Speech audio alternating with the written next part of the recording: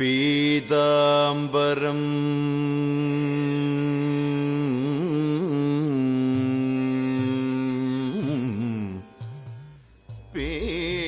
ഇങ്ങനെ പോയാൽ ശരിയാവില്ല. നമ്മൾ ജീവിതത്തിൽ എവിടെയും എത്താൻ പോകുന്നില്ല. മനസ്സിലായ? നമുക്ക് എന്തെങ്കിലുമൊക്കെ ഒരു ബിസിനസ് സ്റ്റാർട്ട് ചെയ്താലോ? നമ്മുടെ ഐഡിയ നല്ല ഒന്നാന്തരം ചായക്കട, അതും നല്ല ഹെൽത്തി ചായക്കട. എടാ, ഇവിടുത്തെ പാലൊന്നും കൊള്ളൂല, വൃത്തികെട്ട പാല്. ഇവിടെ നമ്മൾ ചെയ്യാൻ പോകുന്നത് നല്ല ഒന്നാന്തരം പാല്, അതും പശുവിൻ പാല്.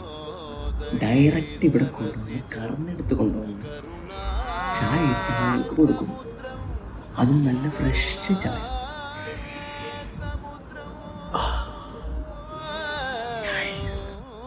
ചായക്കട ഒരു സുഖമുള്ള പരിപാടിയല്ല.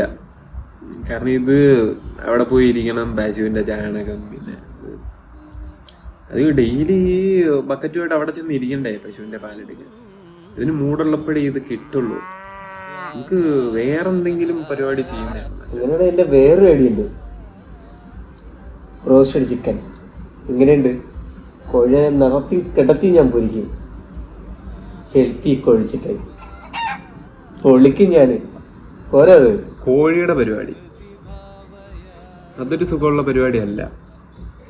പിന്നെ രാവിലെ എണീറ്റ് ഇതിനെ ഓടിച്ചിട്ട് പിടിച്ച് ഇതിനെ ഇട്ട് കട്ട് ചെയ്ത് അതിൻ്റെ ചിറകിട്ടടിയുള്ള ശബ്ദം കേൾക്കുമ്പോഴേ ഭയങ്കര ഇമോഷണലായി പോകും. നമുക്ക് ആരെയും ഉപദ്രവിക്കാതെ നമുക്ക് ഒരു നല്ല പരിപാടി ചെയ്തൂടെ? ഇതിനെ വെറുതെ ഇങ്ങനെ ഓടിച്ചിട്ട് ഇതിനെ കൊന്ന് അതിൻ്റെ ആ വിളിയുണ്ടല്ലോ, നമുക്ക് ഒരു ഫ്യൂച്ചറിസ്റ്റിക് ആയിട്ടുള്ള എന്തെങ്കിലും പരിപാടി പിടിക്കുന്നതാണ് നല്ലത്. ഒരു സുഖമുള്ള പരിപാടി ഞാൻ പറയാം. കിടിലൻ ബിസിനസ്സാണ്. ഗോവയിൽ പോയി നിക്കർ വിറ്റാല. ഗോവൻ നിക്കർ.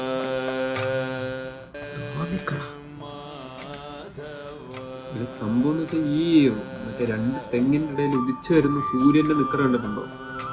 വാൻ കളറില് നിക്കറ് ബീച്ചിൽ കിടന്നിങ്ങനെ ഓടൂലേ, മദാമ്മമാര് യൂസ് ചെയ്യും.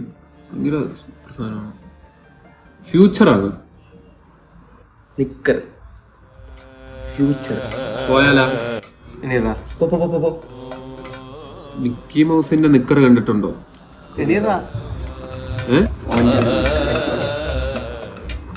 ചോട്ടാ ഭീം എന്ന് കേട്ടിട്ടുണ്ടോ? ചുട്കി, രാജു, മൊട്ടത്തല, നീല നിക്കർ. എങ്ങനെ രക്ഷപ്പെടാൻ? ഷവൺമ മുണങ്ങ് ഇറങ്ങടാ പോ.